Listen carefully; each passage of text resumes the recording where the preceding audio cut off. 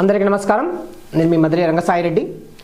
ఇటీవల ఆంధ్రప్రదేశ్లో తమ పార్టీలకు సంబంధించిన కార్యక్రమాలు ప్రతిష్టాత్మకంగా తీసుకుంటున్నాయి అనే విషయంలో ఎటువంటి సందేహం అనేది లేదు.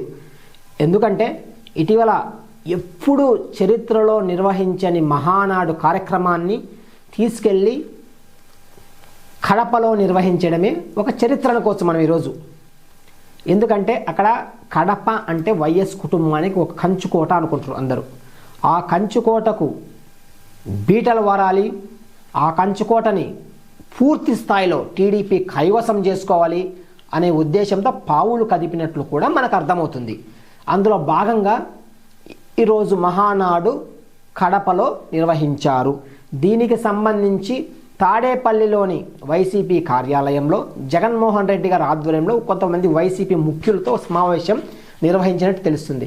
దాంట్లో ఈ వైసీపీ వాళ్ళు ఏమనుకుంటున్నారంటే, సాధారణ వాళ్ళు ఈ రకరకాల మీడియాల ద్వారా మనకు వచ్చింది, ఇక్కడ సూపర్ 6 పథకాల అమలు గాలికి వదిలేసి కేవలం వైసీపీని అట్లాగే జగన్మోహన్ రెడ్డిని తిట్టడం కోసమే మహానాడు ఏర్పాటు చేశారా అన్నట్లయితే ఒక చర్చకు వచ్చింది. ఇందులో భాగంగా ఒక మహిళా నాయకురాలు, ఎవరైతే వైసీపీకి సంబంధించిన మహిళా నాయకురాలు, వాళ్ళు కడపలో పెట్టారు కాబట్టి ఈసారి వచ్చే ఏడాది జూలైలో వైఎస్ రాజశేఖర రెడ్డి గారి జయంతి సందర్భంగా ఏర్పాటు చేయబోయే వైసీపీ ప్లీనరీ సమావేశాన్ని మనం కుప్పంలో పెడదాం అని ఒక ప్రతిపాదన పెట్టినట్లు తెలుస్తుంది.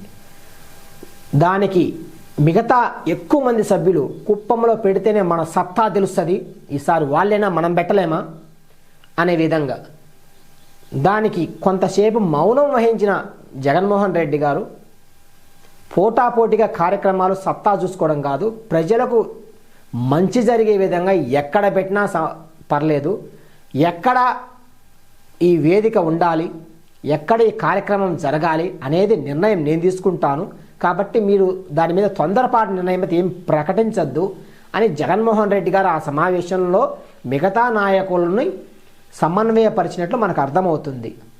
ఇక్కడ ఒక విషయం, మీ ఇంటికి వస్తా మా ఇంటికి వస్తా ఇది కాదు కావాల్సింది ప్రజలకి.